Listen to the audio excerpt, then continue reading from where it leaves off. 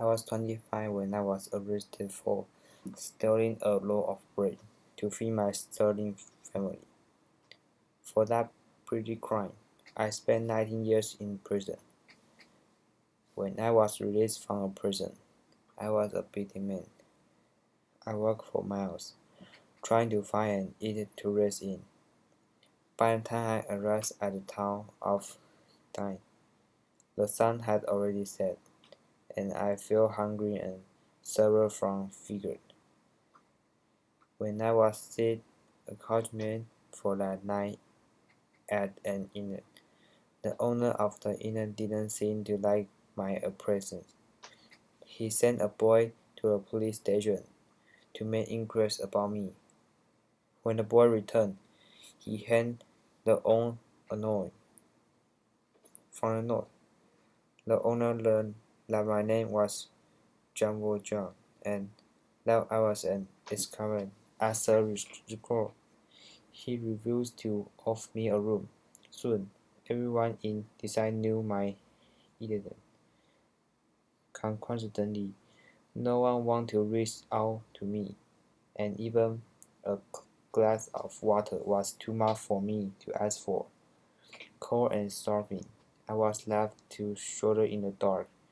Fortunately, the bishop of Indiana, a very generous man, took pity on me and welcomed me with open arms. After hearing my story, he didn't drive me out of his home, as almost others had done. Instead, he invited me to stay and dine with him. No one had ever been so nice to me.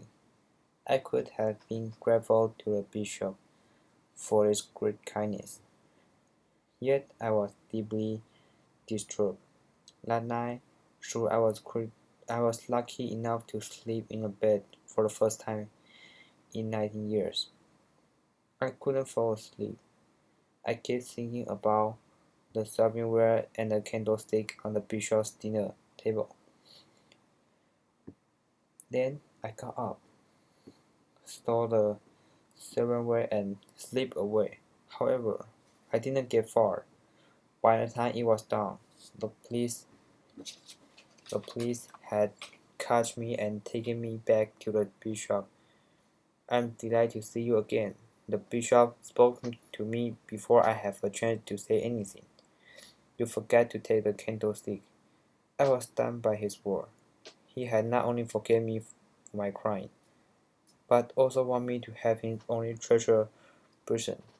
After the police leave, the bishop said, I have bought your soul for God. Promise me you will use the money for the thing wisely and become an honest man. I left the bishop's house and wandering around the countryside.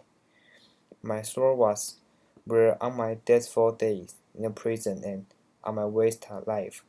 I was upset and angry. As I brooded over my misery, a boy turned up. He was talking toward me, flipping a coin.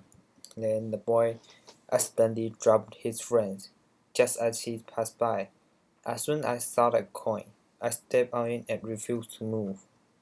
Monsieur, my friends, cried the boy.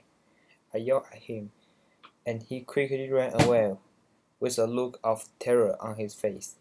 Later, when I moved my foot, as though having woke from a nightmare, I realized what I have done. I have stolen from a child, sleeping out a habit. The bishop word flashed through my mind, with flames of returning burned deep inside of me. I couldn't help weep and pray for forgiveness. I angrily searched everywhere for the boy, but my efforts were in vain. Sure, I could not return a friend and put the thing right. My anger and bitterness had somehow reached the bishop's love had allowed me to cast out my hatred for the war.